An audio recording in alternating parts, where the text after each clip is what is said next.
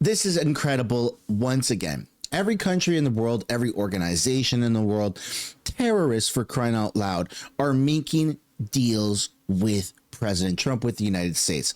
Everyone except one country in particular. It's not Iran. It's not Israel. It's not Iraq. It's not Afghanistan. It's not any of the stands. It's not even Hamas. It's Canada. Yet again, Canada finds itself between, well, China and America. And in this tug of war, the Chinese people don't stand a chance. Oh my goodness. Mark Carney breaks his silence today about Donald Trump's recent 100% tariff threats. Also, Scott Bessent, well, he cracks down on Canada, says the truth about Mark Carney live on the air. This is incredible. You're going to feel bad for Canada. If you're in Canada, you probably already feel bad. And I know a lot of Americans watch these channels and they feel bad for their brothers up north. Yeah, you got every right to feel that way because this is crazy what the Liberal government is doing to Canada. All I ask in return is for you guys to hit the like button and subscribe to the channel. It's free to do so. Also, happy NFL Sunday, man. It's going to be a great day. Let's get right into this. You have breaking. U.S. Scott Bessent revealed a plan for the Canadian province of Alberta to join the USA.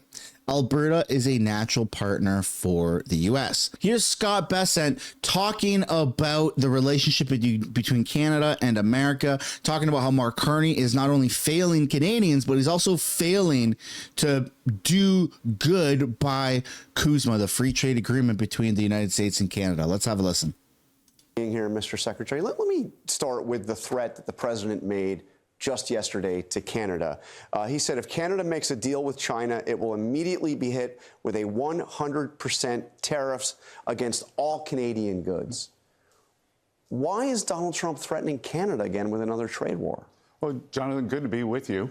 And look, Prime Minister Carney went to China, came back, dropped some industry-specific tariffs on Chinese goods, and we have a highly integrated market with Canada, sometimes in autos, which he dropped the EV tariff, I believe, from 100% to 6%. The goods can cross the border during the manufacturing process 6 times, and we can't let Canada become an opening that the Chinese pour their cheap goods into the U.S. We have a USMCA agreement, but based on that, which is going to be renegotiated this summer, and I'm not sure what Prime Minister Carney is doing here, other than trying to virtue signal to his globalist friends at Davos. I don't think he's doing the best job for the Canadian people. He absolutely is not doing the best job for the Canadian people. He's failing Canadians. He has been failing Canadians, and he's going to sabotage the world's biggest trade deal between Canada and the United States. I mean, this is one impressive thing to have accomplished in your lifetime. How bad can you screw things up? We thought Justin Trudeau screwed things up properly. Oh my goodness. Mark Carney's about to go nuclear and screw things up to a level that isn't even comprehensible. Also, people in Canada are looking to ban the platform X. I will also note that the Privacy Commissioner has started an investigation into X. And again, there was already an investigation before, but he's added an investigation. Canada wants the platform X banned because they hate that there's so much unfiltered, unedited, raw footage that goes on, and you get to see things for what it really is, uncensored truth. So make sure you go follow me on X. The link is down below, or you can just type in Mr. Sunshine Baby on X. How are you responding to Trump's threats about 100% tariffs? Well, the first thing is that, Canada respects our engagements, our commitments. Il y a des engagements dans l'ACM. We have commitments under CUSMA that not to pursue free trade agreements with non-market economies without prior notification. We have no intention of doing that with China or any other non-market economy. What we've done with China is to rectify some issues that developed in the last couple of years.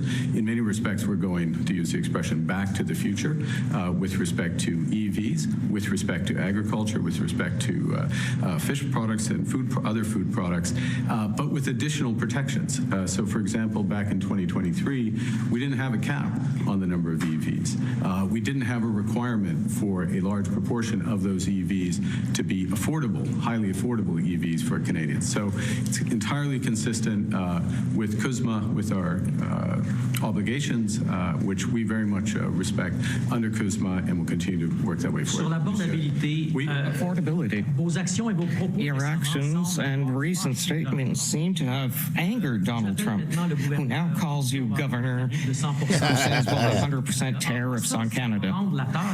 How will this make the task? Didn't you just mortgage Canadian affordability by standing up to Americans? No. First point. And as for affordability, the impact of American tariffs, well, it'll be on American affordability, not Canadian affordability. With Canadian affordability, we are protecting the social nets, dental care, child care, national food program for school. There are many. Bro, the free healthcare system in Canada is such a joke. I haven't had a doctor in like 6 or 7 years. If you have a doctor in your town, don't move. You're stuck there until your doctor dies or you die. That's it. Don't move. You're not allowed to move in Canada if you have a doctor, because then you get put on a wait list. There's no availability. You wait 3-4 years. All of a sudden, things get shifted around, and now you got to restart the clock. It's insane. The Canadian healthcare system is an absolute joke. I would like to drop money on certain, get blood tested. Like, for instance, right? It's so difficult to even get blood tested in Canada. Anyways, that's a whole other video for a whole other day. But there's the Prime Minister breaking his silence on President Trump's tariffs. And he's like, hey, man, we're not doing anything wrong. Please, we're not doing anything wrong. This guy's so pathetic. He's so pathetic. We're going to take a look at some of his ministers, his liberal ministers, being asked questions in the hallways of Parliament. Can you speak about Trump's threat of 100% tariffs in your view? Look, I find that we've seen a number of different comments coming out of the president's office over the last number of months, and it doesn't necessarily change the strategy that we need to put in place. Canadians have woken up to the reality that we need to work on the measures that are going to allow us to succeed at home, despite whatever uncertainty may exist in the global economy. The world has changed significantly, and Canadians should be able to put some faith that we have the tools here at home that we need to succeed. It's going to require us to make some pretty big changes when it comes to how we get big things done here, and it's going to require us to resolutely pursue opportunities with countries all over the world to make sure that the goods that we produce here in Canada will be able to find markets that create good paying jobs at home. Yeah, I think most Canadians would rather stay as America's little brother, just feeding the machine, being there for America when they need it, that kind of thing, not cozying up to China. It's ridiculous. I mean, for crying out loud, these people, these wet noodles, had to bring burner phones when they went to meet the Chinese government because they didn't trust the Chinese government around their regular phones. They thought they were going to get hacked. But all of a sudden, yeah, let's increase trade with these people? What the heck kind of logic is that? I disagree. I think the unity is very strong across the different regions of the country. And what I would say is this, and this is a very Canadian thing, we don't have to agree on everything in order to do the big things together. So Premier Ford and I, we're going to have our back and forth about canola and EVs. We're going to have our back and forth about Crown Royal. But at the end of the day, neither one of us is ever going to doubt the other's patriotism. We're never going to doubt another premier's commitment to this country. And on that level, we're going to work together. So, yeah, we're going to have tough conversations, interesting conversations from time to time. But I think there is no debate around the premier's table and the first minister's table that every single one of us is a proud Canadian and is going to do what it takes to ensure that our country's freedom and that the people in this country can put food on the table for generations to come. Yeah, this coming from the premier of Manitoba, who is a pretty anti-Trump guy. I mean, you want to talk about what's best for Canada and best for your people? having good relationships with America, increase trade, bring in American businesses into Canada that create jobs, you know, that sort of thing. It's pretty simple. It's rather simple. Canada and the U.S. have had and will hopefully continue to have a long-standing trade relationship. $3.3 billion of trade in goods and services pass through the Canada-U.S. border every day. In addition... And you are about to fuck that up. Let that sink in. Imagine being part of the team that is responsible for destroying $3.3 billion of trade that crosses a border every single 24 hours. I mean, I don't think there's a bigger trade deal in the world. Canada and America are just phenomenal when they work together. But imagine being part of the team that messes that up. That's your legacy. Your friends, your family, your kids, your great-grandkids, your grandkids, with the whole shebang falls on you for screwing that up. We thought Trudeau was piss poor at his job. Turns out it's the whole liberal. It's the liberal ideology. It's the anti-Trump rhetoric that actually ruins things. Anti-America rhetoric, rather, that ruins things in Canada.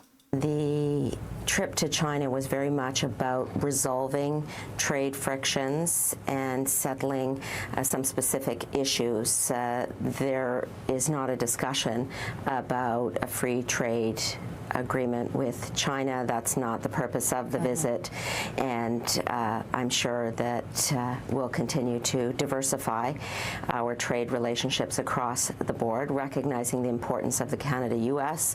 economic relationship, and at the same time not putting all of our eggs in one basket.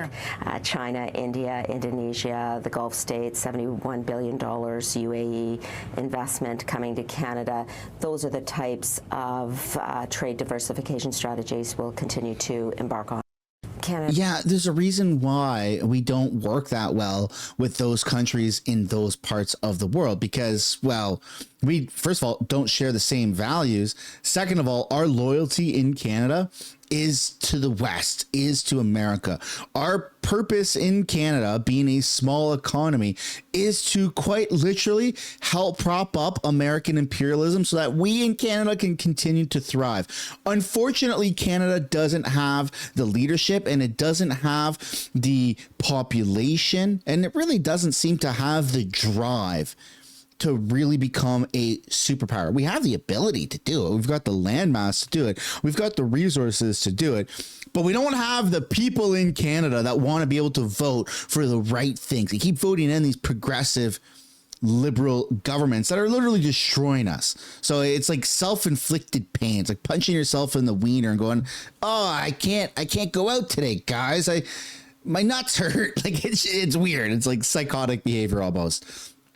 Canada is doing this to themselves. It's bizarre. And I don't think, well, President Trump remains president, is going to allow Canada to become such a national security threat and risk to the United States of America.